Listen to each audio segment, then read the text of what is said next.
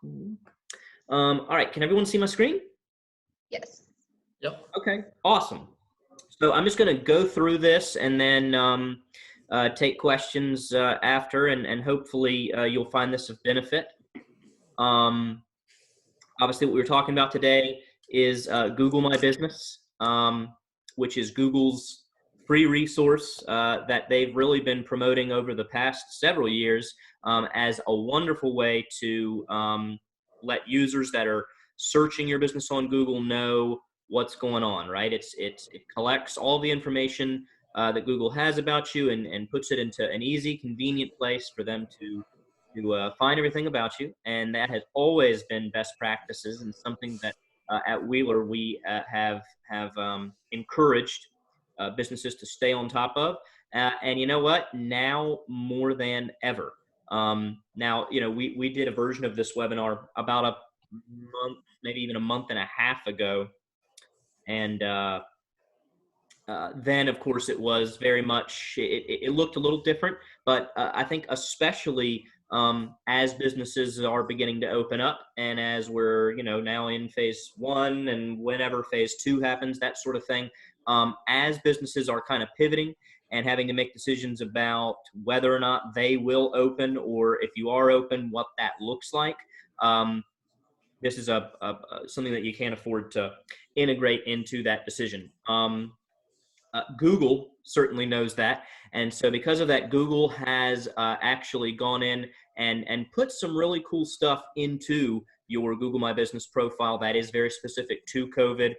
Things like being able to mark yourself as temporarily closed, or if this is your situation that you'll see with a lot of restaurants. I'm sure if you Google a restaurant on Google right now, if they've done some of the stuff we're going to be talking about today, then you'll see that probably it has a breakdown of like which services they do offer. It'll be like, okay, takeaway is a yes, delivery is a yes, but dine-in's a no, right? So Google has really changed a lot of things and made this a powerful tool for letting users know the exact specifics as we navigate changes through COVID. So we will go into those and just also some general best practices with Google My Business. I'm not sure where everyone is. A lot of businesses are at different stages of this. There's some people who say, what's Google My Business, who have not claimed their Google My Business. And that's fine. You know what? We're going to very briefly go over how you do that. And then there are people that have claimed it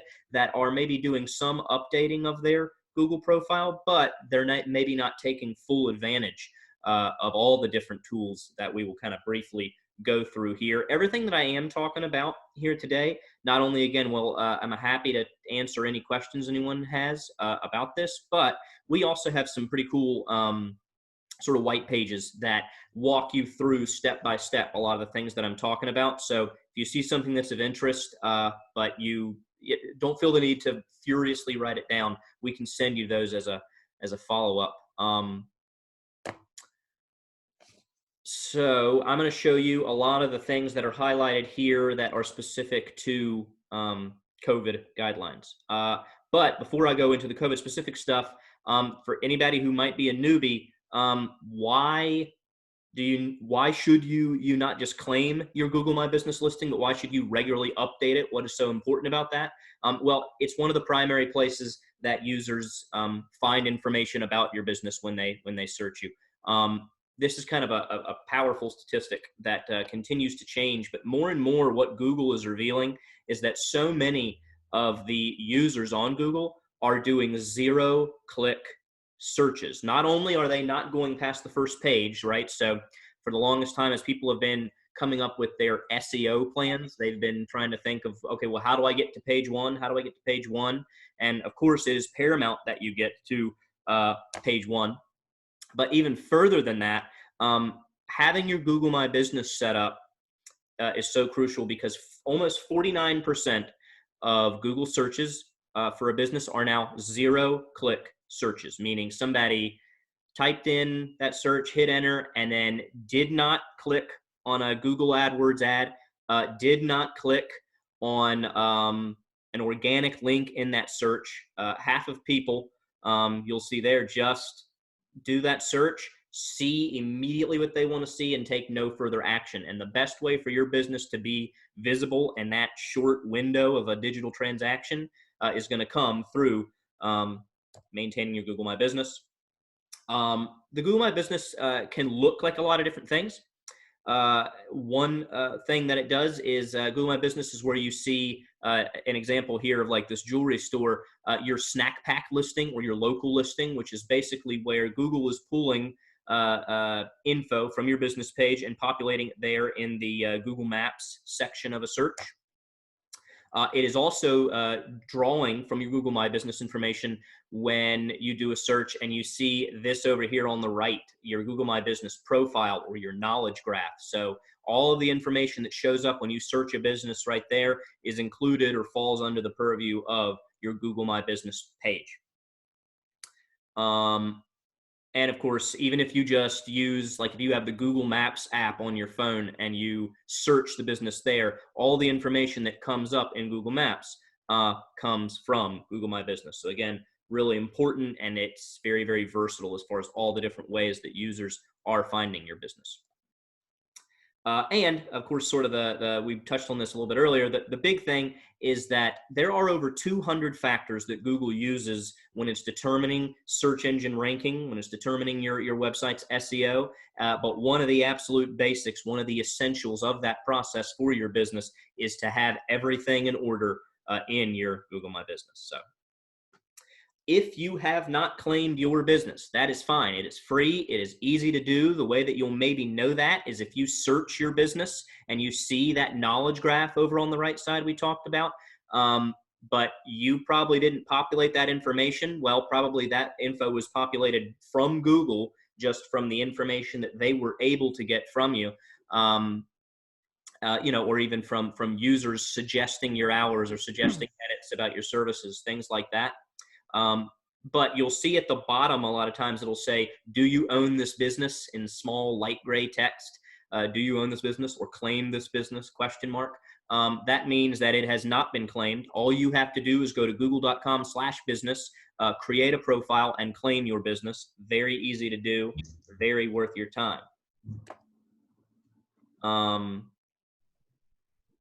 Once you do get set up as having claimed that business, or if you already do, then hopefully this looks familiar. This is sort of your home page, your dashboard for your Google My Business profile. And so what I'm going to be mostly doing today is talking about where you're going to be able to find all the major important stuff in here to make sure you're really maximizing everything that you can do through this tool. Menu over there on the left. So as I'm talking about different things that you need to do, like uploading photos or posting or managing reviews and messaging, all that stuff can be found on the menu over there on the left-hand side. Specifically, when you're talking about COVID, the one that stands out is your info, right? So as your hours change, or as you decide to stay closed, or if you decide that it's now time to open under certain rules, then all of that is going to be under the info tab, right? And so always best practices to keep a close eye on this, make sure it is up to date and reflective of your business, and it's got all your contact info, links to your websites, product listings, you name it. There's going to be a lot of information in there that you want to make sure you are staying on top of. One thing that you will notice that is not normally there is over on the right where it says close this business on Google. Obviously, you can mark yourself as permanently closed if that's appropriate, or you can remove the listing altogether. But in a lot of cases, you may just want to mark yourself as temporarily closed. They have now added that in as functionality. And I've been hearing from a lot of business owners a little bit of a concern when they are deciding whether or not to mark themselves as temporarily closed, because I think the concern is they say, well, if I mark myself as temporarily closed, if Google sees me as closed, then that's going to trash my SEO. Well, that is one of the reasons that Google has implemented that temporarily closed button, so that you can do that, and they have assured all users that will in no way penalize their SEO. So if you are temporarily closed, by all means, update that. You don't want to have any frustrated customers. Yeah, and here's sort of an article right here from Google about how marking that business as temporarily closed will not in any way negatively affect your search ranking. So it's not like you're having to, bleed any of that valuable SEO progress that you've done there. As I'm talking about the different things that you can do on SEO, like marking yourself closed, where does that info appear? Well, it's going to appear right there in the knowledge graph. So you're going to see all those things like links to your websites, directions, the phone number you type in, your hours, reviews. You'll see posts, like in this example from Thomas Law. There is when they decided to make a post in Google My Business, it shows up right there. So it's immediately visible as people Google them. Pretty cool. So yeah, changing your business hours. Sorry, I kind of got ahead of myself a little bit, but that is, again, something that you're really going to want to do. And you can also, of course, share if there are certain services that are now available and then some that are not, then you're going to want to clarify that in your profile as well. And Google has made a place for you to do that. Where do you post if you would like to post and give updates? Well, give you a little clue. It's the posts button on the menu over there. So when you click that, then you'll have the ability to post. And I always recommend posting often. It's not like, say, Facebook or something. You don't have to do it that often, but when Google is looking at and determining SEO, I said that they include Google My Business information in that SEO ranking. And one of the things that they look at is how often is new stuff published to it, or new posts or new reviews or new photos, that sort of thing added to it. So, I would recommend something like every week or every 2 weeks, having something posted to your Google My Business. But especially if it's something, you'll see that if you go to posts and then you'll see there's a button up there that says COVID-19 update, you're able to give specific updates for this. You're able to add offers, add events. You're able to add products, which is pretty cool. So you can actually kind of make a little grocery list of the different services that you offer, or that kind of thing there. Anything that you're putting in here, again, like any photos that you upload, are going to, again, be visible in the knowledge graph that populates on the right during the search. Another thing that I've been getting a lot of questions about is I have some businesses that, awesome, they're taking my advice, not normally a good thing to do, but in this case, they're taking my advice and they are updating their Google My Business profile in light of COVID. But a lot of the sort of generic stuff like posts or like maybe just changes to your overall hours, they'll note that there's a little bit of a delay. It can sometimes be several days before the changes that you're making are reflected. Now, I don't know how much longer, frankly, this is going to happen, but Google, just like a lot of other businesses, has the majority of their staff working from home, and they are prioritizing which services and which things are absolutely critical to communicate. So we've even just noticed on the Wheeler Digital Google My Business page that as we are posting stuff or as we're changing things, there will be a little bit of a lag. So just know that as you do this. Another thing that's pretty cool is you can actually go on your Google My Business into the Insights tab. And much like how Facebook has an Insights tab, this can give you some really cool information on exactly how people are looking for your business, and just other, helpful information that you can use in your other marketing endeavors. So if you're considering doing like a keyword ad campaign, I love going into Insights and then seeing, like in the case here, which queries, like which top keywords users are typing in when they find your business. So that's some pretty cool stuff, and how many users came from each one. Sometimes in Insights, you'll see something like this. You'll see direct and discovery. What that means, a direct search means that somebody directly typed your business name into Google, right? So in that case, that's a direct search. Those are great. Discovery searches are people who find your listing by looking up the general service or industry or category that your business falls into. That can also be some good information to know. It'll give you breakdowns even down to sort of a weekly basis. So you can pick a period of time. It'll show you how many users have found your profile.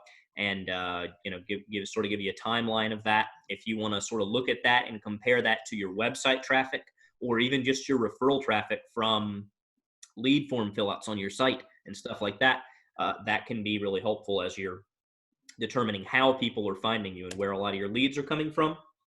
Also in Insights, you'll find some cool stuff like customer actions. So when someone does find your Google My Business listing, what are they doing next? Are they clicking on the button to go to your website? Are they requesting directions to your location? Are they clicking to call? Or they could even be messaging you. So that'll also give you an idea of how users are preferring to interact with you once they found you on Google. So all good information.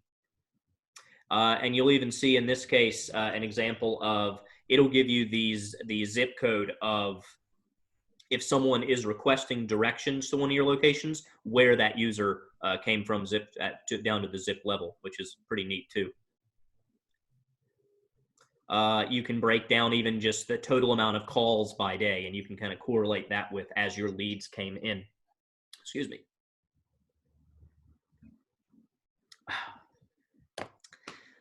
Next up, you'll also be able to see as you are posting photos and videos on your Google My Business profile, you'll be able to see what kind of engagements those are getting. And you'll even be able to see how content that you're putting there compares with other businesses in your same vertical. Any photos that you do upload, again, will be immediately visible right there on the right of your knowledge graph. Something that you have probably noticed with your own is that users can also upload photos. And a lot of times if you have not claimed your Google My Business profile, and so all the information showing up here on the right in a Google search is information that Google has gleaned from users that are just kind of giving that information or what they can tell, then a lot of times the photos there are photos uploaded by users. And sometimes those can be less than quality. There was a business that I was working with that had this gorgeous factory, but for whatever reason, the first photo that you saw when someone Googled and their knowledge graph showed up was like the back door of it was like the men's room door. So I'm not sure if that was the best foot forward for them. You're always going to want to pay attention to that. Reviews. So another really, really cool thing about Google My Business is it is a great free resource to get reviews. And reviews, as you know, are very, very powerful as far as decision making when people are in that research phase. But we can't have nice things. Not right now. Reviews are currently disabled. There will be a time when they come again. Now, if you have previous reviews, those will of course still stay there. But right now, reviews and review replies are not available because of coronavirus. But hopefully that will be changing in the coming weeks. When you click on the reviews tab in Google My Business, you'll be able to see which ones you've already replied, which ones you haven't replied. Again, usually what I do, best practices, and I'll mention this again later, I usually set a calendar reminder once a week for me to go in and look at a lot of the key things in my Google My Business to make sure that, I don't know, my competitor hasn't marked my business as closed, or someone hasn't left me a horrible review, and so that if they have, that I can, first off, when it comes to any reviews, it's a totally separate webinar, arguably, but if it's a good review, thank them for leaving it, and if it's a bad review, thank them for leaving it and ask for how you can improve the bad taste in their mouths. Always respond to reviews. But you will be able to sort them by those two tabs there. As far as messaging, you can also, there's a way that you can allow people to message you via Google My Business. In order to do that, you have actually got to download the Google My Business app. Once you have claimed your business and you have your profile set up, you're going to want to download the Google My Business app from either the Play Store or the iPhone App Store. And then you're going to have to enable it. And once you have done that, then if someone Googles your business, then hey, you'll suddenly see that message button. Sometimes I get a totally valid concern, which because you can only do the messaging through a phone, specifically through a smartphone, there are some businesses that maybe the marketing director is going to download the app and reply and whatnot, and take on that responsibility of messaging, rest assured that whatever phone you decide to do that through, your phone number will not be shared on Google. Like if you're using your personal cell, that would be a nightmare. Don't worry, that does not happen. You can even, much like with Facebook Messenger, have some immediate replies. You can set up sort of auto response replies like you see here. And those are always great for if you're not a 24-hour business, right? Photos is, of course, where you are going to go to upload photos. Always a good thing. You click the little plus button there, and you add in any that you think are going to be a good representative of, representation of your business. And you'll be able to sort them into all sorts of categories, ones that have been uploaded by the owner of the page, photos that have been uploaded by customer, all sorts of good stuff. And there's even things about like photos of the outside of your business and photos of the inside of your business. And so you can kind of divide those up to where they need to be. I mentioned earlier that there's a products button. That's pretty cool. You'll see here with ours that we've actually used this as a little free educational tool to tell people about a lot of the different, digital advertising services that we offer. So whatever services that you do offer, that's a free place to put it so that as people Google you, they'll be able to see that whole rundown. There's also a services button, which is much the same thing. And of course, you would just go to the services, and then if you want to edit those, add new ones, you just click the little pencil up at the top right.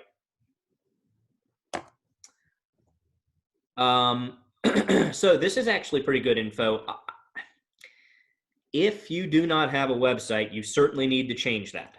Even if all of the transactions or interactions you have with customers need to be in person or via phone, especially in light of COVID, you need to have a website. I don't think we have anyone on this call who doesn't, but if you don't, and if you need to get one up really quickly, Google, through Google My Business, has set up a way to actually create very, very basic, rudimentary, free websites. They are not the highest quality, but it's something that you're going to want. And of course, if you decide to work with an ad agency like ourselves, and you want us to take care of all this stuff because you're busy doing your thing, or if you have a marketing director that you just hired, or a marketing assistant or an intern, you would go to users, and that's where you can assign permissions for other people to go in and manage all this for you. You can do Google pay-per-click ads and different ad campaigns just through Google from there. If you have multiple physical locations, if you add a new location, if you're expanding, then of course you're going to do it there. You can manage the current locations you have, and you can even link different accounts. Like, for example, if you have a Google AdWords account that you want to make sure links with your Google My Business account, you would do it there. And of course, settings is where you're going to find settings. All right, so here's some fun facts. This one, I get so many just incredulous looks. Google does this from a place. Oh, wait, wrong slide. Okay, ignore that. Start over. Searchers are able to ask questions right there from the Ask a Question button. And then here's the important thing. Anyone can answer those. So there are businesses that I've worked with that are trying to hire people. And so someone will find them on their Google Knowledge Graph, and they'll click Ask a Question and say, are you hiring? And then their competitors will go on and say, no, they're not. So you're going to want to stay on top of those. To answer a question, this is kind of weird. You specifically have to be on a mobile device. It's only available through and you can't actually do it from Google My Business. You have to actually go Google your own business, and then you'll see a place to where you can actually answer the questions. Why they don't have it in Google My Business, I don't know. That's weird. They should. But yeah, mobile browser or Google Maps. That's true. And then you can type in the name of your business and click See Questions, and then that's how you're going to want to respond to those. click the answer icon. Usually a best practice that we recommend is if there are frequently asked questions that you want to go ahead and be on the ball about, go ahead and ask your own questions and then answer them. Because people will commonly go and just look through those questions there if you want to make sure that the information is all already there and relevant. This is the one. Okay, so in order to make sure that all the information on your knowledge graph is accurate and up to date, Google allows anyone to suggest and edit. So earlier when I said that you probably want to just have a weekly reminder, not long, it's going to take you 5 minutes, but for you to go through and look at all of the information that you're seeing there, like your phone number, your location, whether or not you're closed, your hours. People can go in and suggest that edit. Google is supposed to notify the owner of the claimed page when they implement those changes, but they do not always do so. So again, best practices. I just set a calendar reminder weekly. Go in, make sure nobody's marked you closed, make sure your hours are right, that kind of thing. And when you do go in weekly, even if it's just to look and make sure that everything's okay or to respond to any new reviews you got, again, this stuff matters to your SEO. And the more often that Google sees that someone is checking your Google My Business, then it is going to help your SEO ranking. If you were to do any sort of digital campaign through, say, Wheeler Digital, us, we usually include reporting, much like what you see here in your monthly report that goes through whatever other strategies we're doing for you, but that also just breaks down a lot of this cool, helpful info, like from your Google Knowledge Graph, how many people got directions, how many people clicked to call, how many people went to your website. Excuse me, a lot of talking. And remember, again, why this is so crucial, almost half of Google searchers do not click anything once they've made that search. So the best way to make sure that the latest information and the COVID relevant information about your business is there, the best way to do that is going to be by consistently checking on your Google My Business listing, making sure that all of that information there is a good representation of your business. Now, I did mention that Google My Business is a really crucial part of your SEO. It is, but there's actually hundreds. There's a little over 200 different factors that Google is looking at when it determines your SEO. So what I don't want to do is leave you with the impression that as long as you're on top of Google My Business, that all of your SEO is going to be just sunshine. It's not. It is one small part. When it comes to needing more robust SEO help, things like looking at all of the title tags and meta tags and whatnot on your website, going into all the different listing databases and whatnot that are off of your website, third-party databases.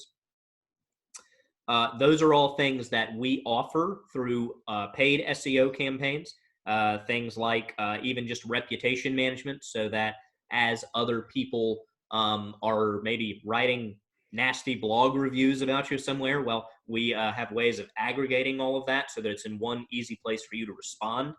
But that's a whole separate thing. I just always like to bring up, when I'm talking Google My Business, that is only one small piece of the SEO pie. But great thing about that piece is it's totally free. It's all stuff that you can do right now if you're not already. And so really, that was mostly what I wanted to show you guys. I mean, I'm sure maybe some of you might have some questions, anything that you're going over now or going through now that I'm more than happy to help with. So as you were talking, I was looking because we have obviously like our chamber Google business listing, but I realized that I hadn't claimed my Google My Business account or page. Okay. So I'm going to have someone, the options are I have to verify. So to have someone call to verify. Yes. Yeah. Okay. And luckily they're giving you the ability to call. I've straight up gotten into a yelling match with this, like, probably poor intern from Google. They insist that they will always give the ability to call, which will be much faster. The traditional way that Google would verify your business is by sending you a physical postcard. Yes, that is still an option, I think. That's always an option. I almost never recommend it, and I've been told that unless there is something where there is not a publicly listed phone number for you, that Google should give you the ability to do the call confirmation. But I've straight up run into multiple occasions where there is a publicly listed phone number, but for whatever reason, they got to go the old school route. It's going to be much faster and easier to do the phone. Okay, that sounds good. I'll do that. And just, I mean, as you're talking, looking at ours, I definitely need to, once that's verified, upload some better photos. And it does say hours of service may differ. Is that for COVID-19 just during that time? I didn't set anything up specifically. So if you have not gone into your Google My Business profile and actually clicked that COVID-19 update on the info and put in, like, basically verified now what your hours and services are, then they have put that. They've on the business saying this may be different because we haven't gotten an update as to how things have changed since COVID. Cool. Yeah.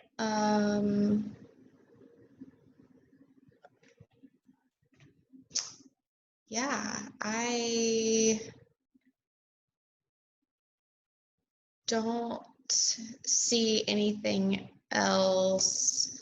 No problem. Not a problem at all. All I'm getting from this is, oh, Charlie, you're trying to say something? Yeah, I was going to say, can you talk a little bit about Google scammers? Because I get, you know, I've been in business for years and I feel pretty good about what I do with Google, though this has been very helpful. But once you get found, you get a lot of scam calls saying, we're going to update your Google listing.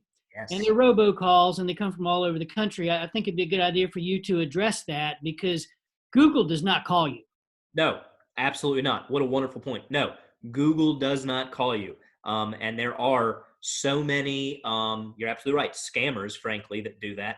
And, you know, just a bit, there's also just digital ad agencies, hopefully not like ours. We try not to be like that, but there are plenty of digital, just like one-stop shops who are doing digital out of their mom's basement, who just call businesses and say, hey, we'll do your SEO for you. Or we'll manage your Google My Business listing for you.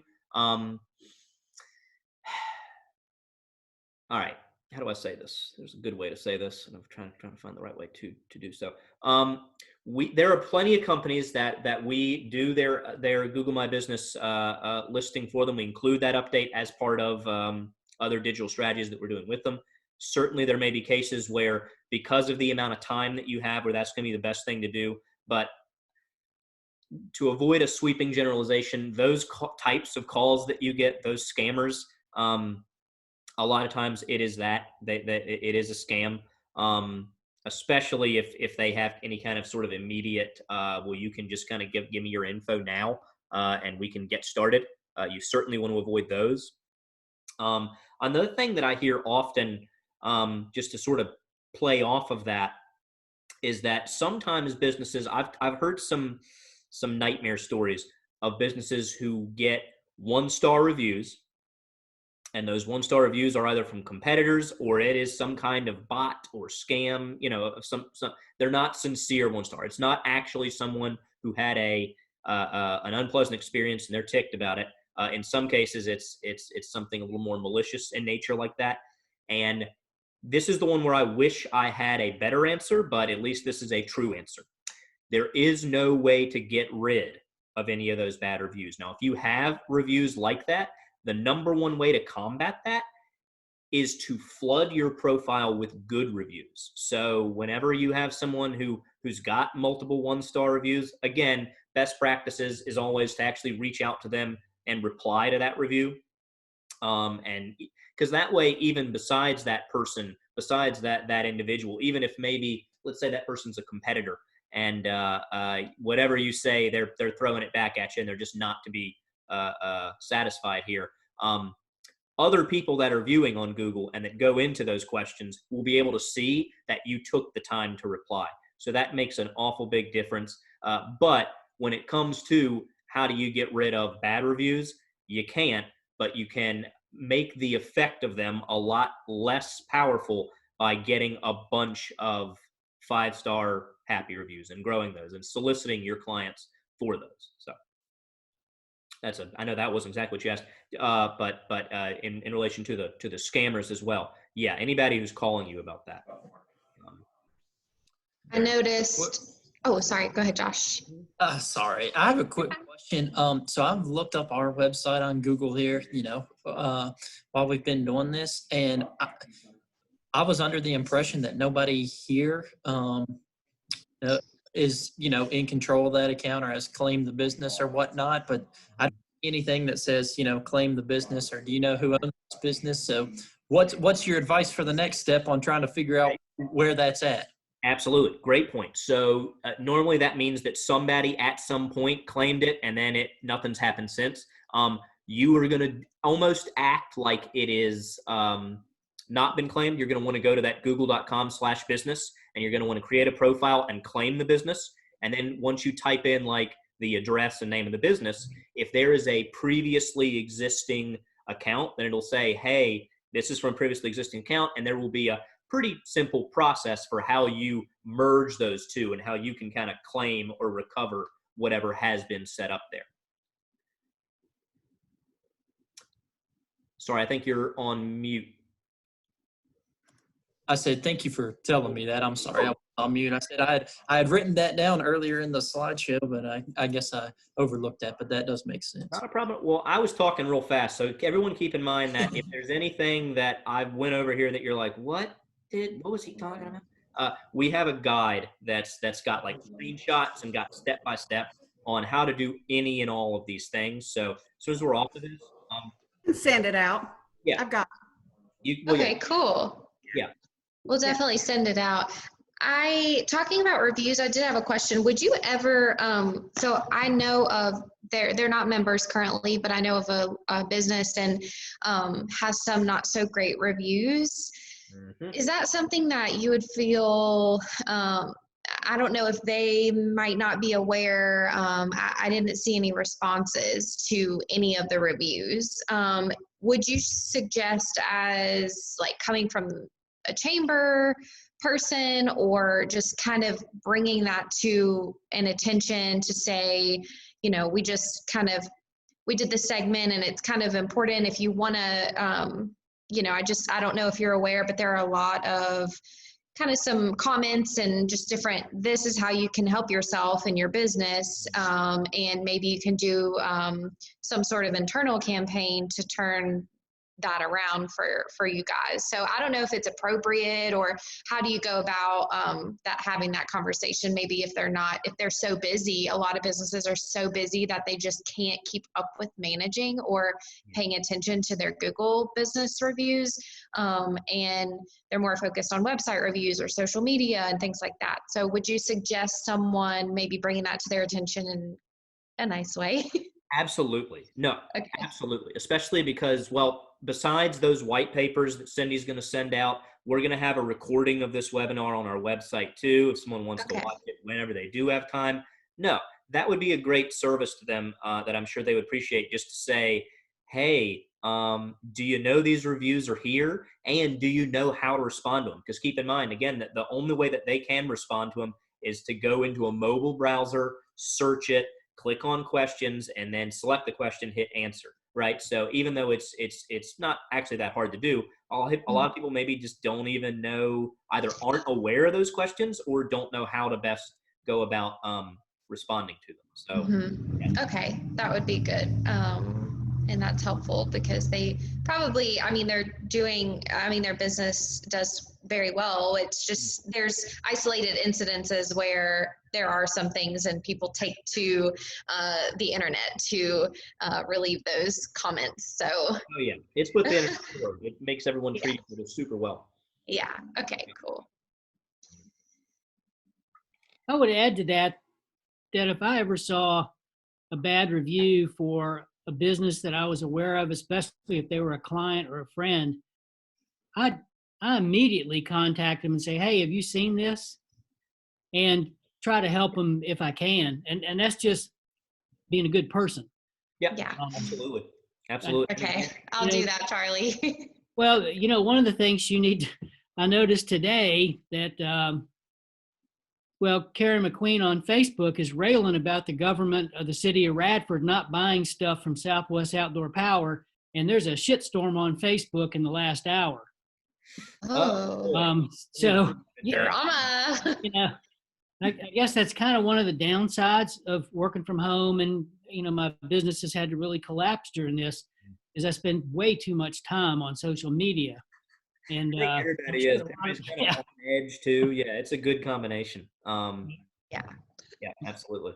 But anyway, I just think being a good person, you try to help people when you see they're being attacked for no reason at all, or at least give them the opportunity to respond and help out. That's, we're all in it together.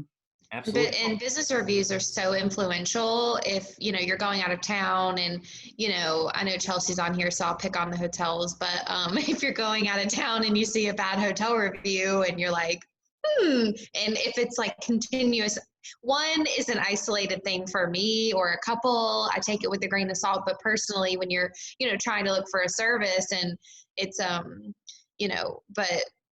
things happen and it's nice. It's nice and actually better. And I notice on Instagram specifically, I know certain brands that I follow have great customer service. And if there is something negative or someone has, to take for example, some leggings back, and there's a great brand that has customer service where they respond to each negative or complaint immediately. And so just having that, I think, is helpful too, because it makes me feel like I'll take the risk of, if something were to happen or the sizing or if they start peeling or something, that I would, they would take good care of me. So. Absolutely. Absolutely. Well, and I feel like this is anecdotal. There's not actually any research to back up this claim. I like to preface it with that. But I feel like so often people who take the time to leave reviews are the people who got good and pissed off about something. So even though you can't make that bad review go away, I feel like a mistake that a lot of businesses do make is not using something like Google My Business as a resource to leverage your clients for reviews. It could be that all of your reviews are bad ones because there's only been those 2 or 3 people who had a bad experience who actually took the time to leave the review. So absolutely, again, in those white papers will be the not just where you go to check on reviews, but even some ways that you can use this free tool to encourage your clients to go take the time to leave a review, which is always a smart thing to do. I know one of our members did that internal kind of campaign, and they sent out a mass text to a lot of their members of this gym, and they wanted to just turn that conversation around too with their business reviews. And so I think that's something too that we can encourage, like you just said. Absolutely. There is evidence in the studies I've seen that a person who is unhappy with the product or service is 10 times more likely to leave a review than the person who's happy. Mm-hmm. I hadn't actually seen the study, but I knew, you just know that's the way it is. Yeah. I mean, if you go into, you get a product or service and you're happy, you're satisfied, it worked just the way you're supposed to, you don't say anything. But if you have expectations or you're pissed off, then you're going to say something. And social media has just made it so easy. You can do it on your phone before you leave the store. Yeah, before you've had time. Yeah, absolutely. Absolutely. Well, hey, Cameron, do you want to let them know about that webinar tomorrow that we're doing? Do we still have room? They might be interested in that. Yeah. Yeah. Sure. Well, if I haven't bored you too much today, it's tomorrow I should know this, right, Cindy, considering I'm one of the people. 3? Good. Okay, cool. Tomorrow at 3, as you know, Wheeler is a full-service digital agency, so if there is something in the digital world that we find worthwhile, especially in this case, it's something that we were privileged enough to be one of the few agencies in the country who had the opportunity to be part of a pilot program to beta test this. Amazon has actually created its own ad platform and ad exchange. Now, that does not mean when you first hear Amazon, first thing you think is, oh, well, I don't sell anything on Amazon, so, or I'm not a retailer, so I don't care. This is separate from like sponsored listings or selling something on Amazon. Amazon has really taken the time to I think, create a platform that is able and capable of challenging Google as being one of the most powerful digital tools out there, because the targeting that Amazon has, there's all the different properties they own, especially on like smart TVs, because they own the Amazon Fire Stick and they own Amazon Prime and they have IMDb TV and Tubi and all these streaming services. There's a lot of places now that digitally Amazon can serve ads to people. And then because you're buying everything on Amazon and because of all the different third-party companies that they've partnered with, the targeting is pretty incredible stuff. And we've been beta testing it, like I say, over the past 6 months. Really, really exciting. We have just started to roll that out and offer it to clients. It is brand new. If you have time, if you're interested, you just go to wheelerdigital.com and you'll see it right there on our homepage that you can sign up for free. It would be much like this. We would just take a brief while to walk you through the technology, how it works, answer any of your questions, and see if it might be a good fit for whatever challenges you have upcoming. Yeah, I double checked. It is at 2. Sorry. Okay. There's just so many of these that we've been having that all the times are running together, but it is at 2. Cool. Absolutely. Awesome. Cool. Yeah, there you go. And then you all did a social media one too as well, right? With Montgomery County, that one went well. That one went very well. Absolutely. Awesome. Yeah. Cool. We always appreciate the opportunity to do something like this. So thank you again so much for letting us do this. I hope everyone found some cool takeaways. We appreciate it. And I'm super happy with all the info and just that you all were willing to offer this to our members. That's great. So happy to. Thank you. Mm-hmm. And thanks to everyone who jumped on.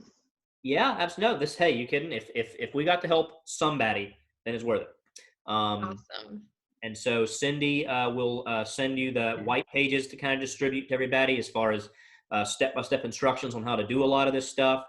If you get stuck, if you get irritated, you just want any help on it, Facebook message us on our Wheeler Digital Facebook page, or you can just call us or shoot us an email or whatever, and we're happy to help however we can.